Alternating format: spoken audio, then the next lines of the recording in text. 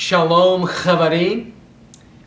Today we want to discuss the Baal cycle, one of the three great poetic epics from ancient Ugarit, written in a form of poetry very similar to the poems of the Hebrew Scriptures in our Bible.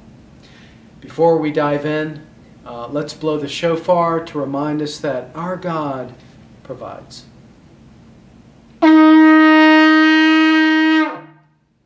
Amen. Amen. The word for sea in Hebrew and Semitic languages is Yam.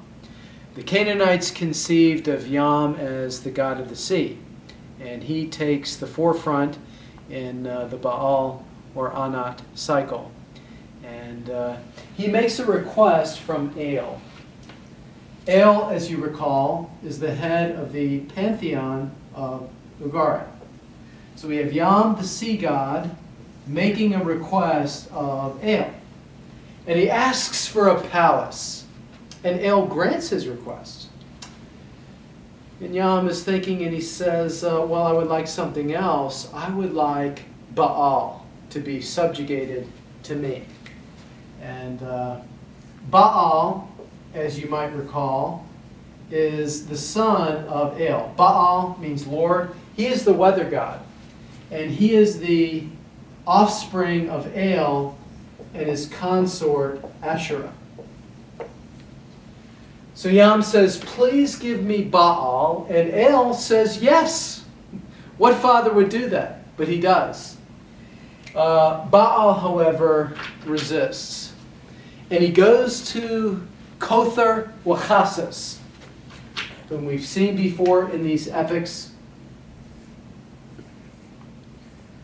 And he asks from Kothar Wachasis 2 magic clubs. Kothar Wachasis forms for Baal 2 magic clubs, and so when they go to battle, Baal defeats Yam. He defeats Yam. So Baal now is in a place of prominence, and he goes to his father. But first of all, he elicits the help of Asherah and also his sister Anat. Anat, A-N-A-T.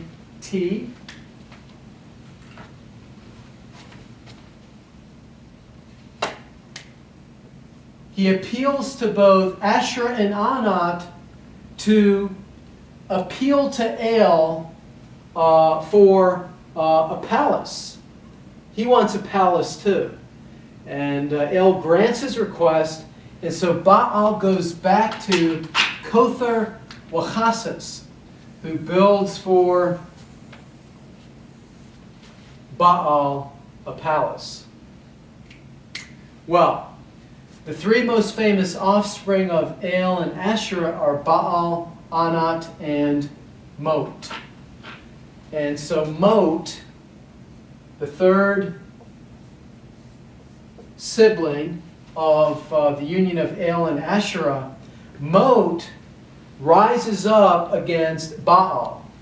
And remember, Mot means death. And he's able to kill Baal. So Baal is out of the picture. But Anat, being a sister who loved Baal, rises up against Mot and subdues him. So Mot is now subdued by Anat. Baal rises to prominence again.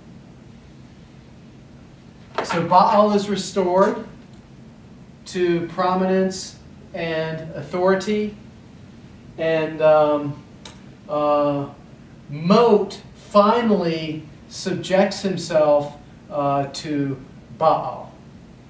And so Baal ends up in authority over Mot through the help of his sister Anat And so this cycle is usually called the Baal cycle, but sometimes it's called the Baal and Anat cycle. These siblings take center stage.